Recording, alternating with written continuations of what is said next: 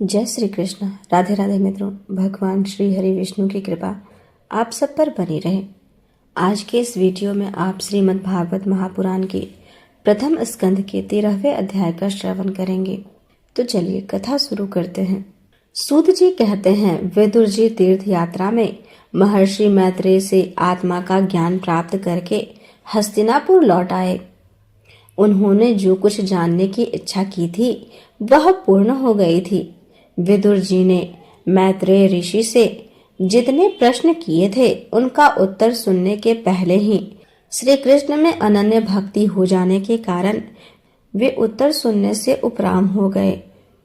सौनक जी अपने चाचा विदुर जी को आया देख धर्मराज युधिष्ठिर, उनके चारों भाई धृतराष्ट्र, युयुत्सु, संजय, कृपाचार्य, कुंती, गांधारी, द्रौपदी, सुभद्रा, उत्तरा, कृपि तथा पांडव परिवार के अन्य सभी नर नारी और अपने पुत्रों सहित दूसरी स्त्रियां सब के सब बड़ी प्रसन्नता से मानो मृत शरीर में प्राण आ गया हो ऐसा अनुभव करते हुए उनकी अगवानी के लिए सामने गए। यथा योग्य आलिंगन और प्रणाम आदि के द्वारा सब उनसे मिले और विरह जनित उत्कंठा से कातर होकर सबने प्रेम के आंसू बहाए। युधिष्ठिर ने आसन पर बैठाकर उनका यथोचित सत्कार किया। जब वे भोजन एवं विश्राम करके सुख पूर्वक आसन पर बैठे थे तब युधिष्ठिर ने विनय से झुककर सबके सामने ही उनसे कहा। युधिष्ठिर ने कहा, चाचा जी, जैसे पक्षी अपने अंडों को पंखों की छाया से नीचे रखकर उन्हें सेते और बढ़ाते हैं, वैसे ही आपने अत्यंत वात्सल्य से अपने कर कमलों की छत्र छाया में हम लोगों को पाला पोसा है। बार बार आपने हमें और हमारी माता को विषदान और लाक्षागृह के दाह आदि विपत्तियों से बचाया है। क्या आप भी कभी हम लोगों को याद करते रहे हैं? आपने पृथ्वी पर विचरण करते समय किस वृत्ति से जीवन निर्वाह किया? आपने पृथ्वी तल पर किन किन तीर्थों और मुख्य क्षेत्रों का सेवन किया? प्रभु, आप जैसे भगवान के प्यारे भक्त स्वयं ही तीर्थ स्वरूप होते हैं। आप लोग अपने हृदय में विराजमान भगवान के द्वारा तीर्थों को भी महातीर्थ बनाते हुए विचरण करते हैं। युधिष्ठिर ने कहा, चाचा जी, आप तीर्थ यात्रा करते हुए द्वारका भी अवश्य गए होंगे। वहां हमारे सुहृद एवं भाई बंधु यादव लोग, जिनके एकमात्र आराध्य देव श्री कृष्ण हैं, अपनी नगरी में सुख से तो है ना? आपने यदि जाकर देखा नहीं होगा तो सुना तो अवश्य ही होगा। युधिष्ठिर के इस प्रकार पूछने पर विदुर जी ने तीर्थों और यदुवंशियों के संबंध में जो कुछ देखा, सुना और अनुभव किया था सब क्रम से बतला दिया। केवल यदुवंशी के विनाश की बात नहीं कही। करुण हृदय विदुर जी पांडवों को दुखी नहीं देख सकते थे, इसीलिए उन्होंने यह अप्रिय और असह्य घटना पांडवों को नहीं सुनाई, क्योंकि वह तो स्वयं ही प्रकट होने वाली थी। पांडव विदुर जी का देवता के समान सेवा सत्कार करते थे। वे कुछ दिनों तक अपने बड़े भाई धृतराष्ट्र की कल्याण कामना से सब लोगों को प्रसन्न करते हुए सुखपूर्वक हस्तिनापुर में ही रहे। विदुर जी तो साक्षात धर्मराज थे।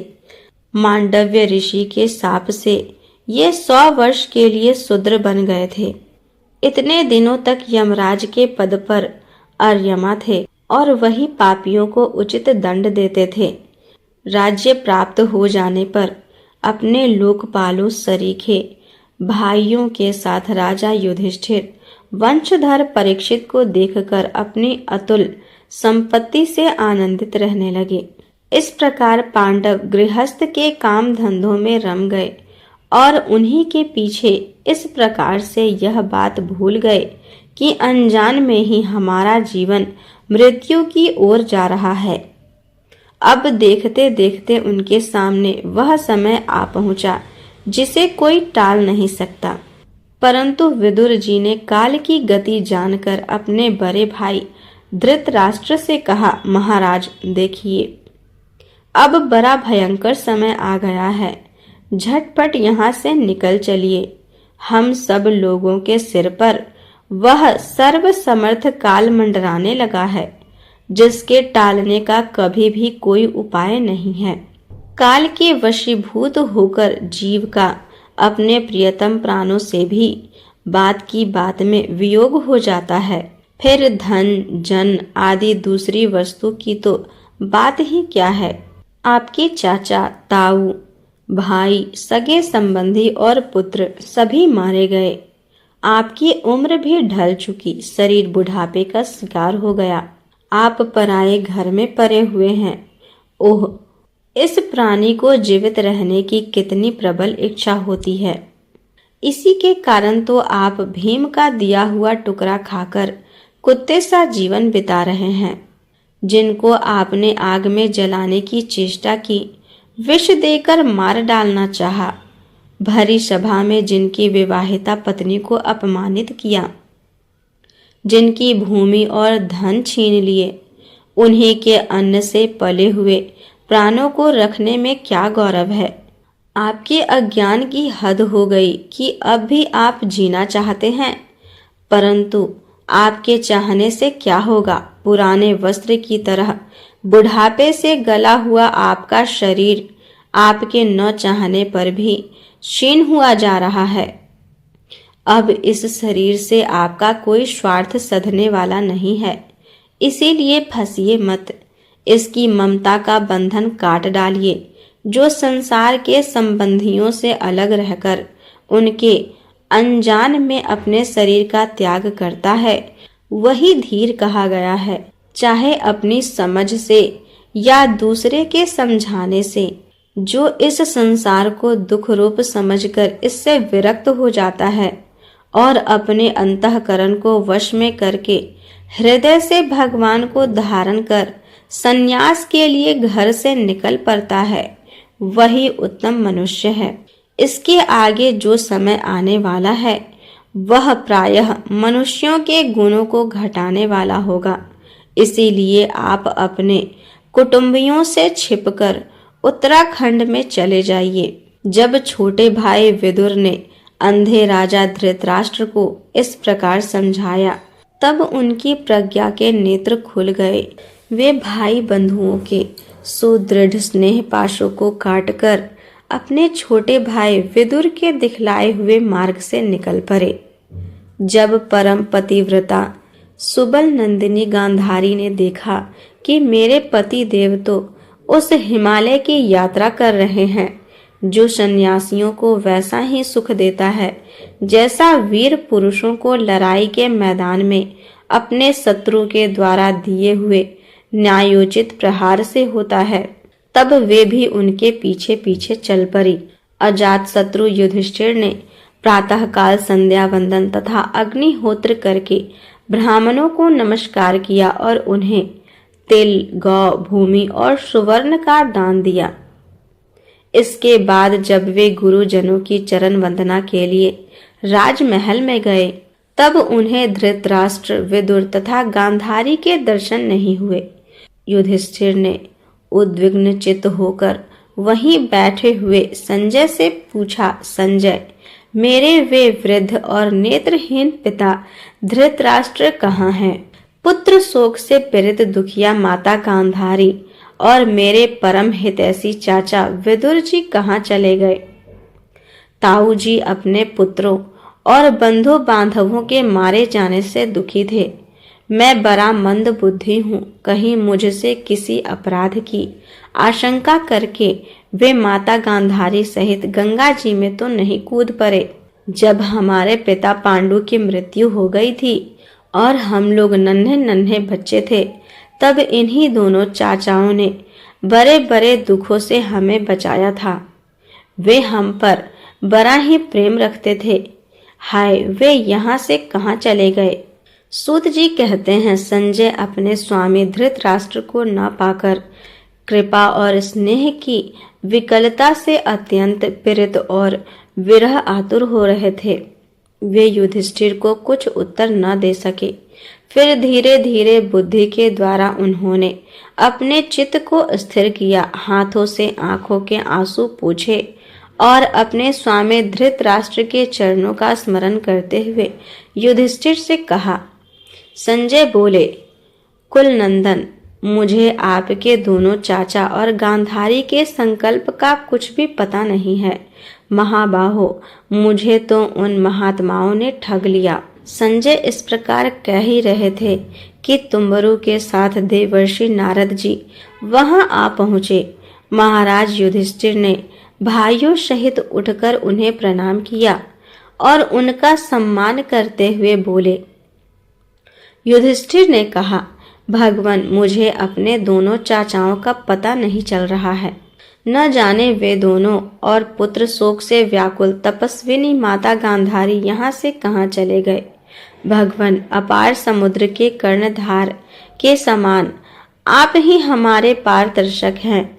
तब भगवान के परम भक्त भगवान मैं देवर्षि नारद ने कहा, धर्मराज, तुम किसी के लिए शोक मत करो, क्योंकि यह सारा जगत ईश्वर के वश में है। सारे लोक और लोकपाल विवश होकर ईश्वर की ही आज्ञा का पालन कर रहे हैं।